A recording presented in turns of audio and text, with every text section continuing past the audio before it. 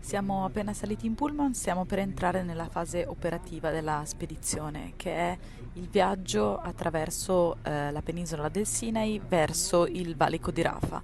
La trevigiana Rachele Scarpa, ma anche il padovano Alessandro Zan, sono i due veneti della delegazione di 15 parlamentari italiani dell'opposizione, PD, Movimento 5 Stelle, Alleanza Verdi Sinistra, operatori umanitari e 13 giornalisti in viaggio verso Gaza per seguire il percorso di un convoglio di aiuti umanitari raccolti dalla rete AOI con Amnesty Italia.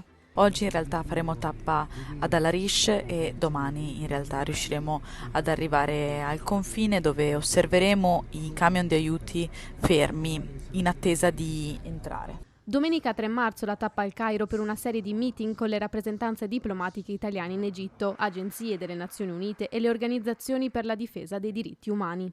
Tutte quante ci riportano una situazione senza precedenti di disastro e collasso di tutte le infrastrutture sociali e sanitarie e di vera e propria tragedia umanitaria. Il dato più allarmante che ci hanno riportato oggi è questo: se non si interverrà immediatamente con un cessate il fuoco immediato e permanente, noi rischiamo di avere nei prossimi 6 mesi altre 85.000 morti, oltre alle 30.000 che già sono avvenute.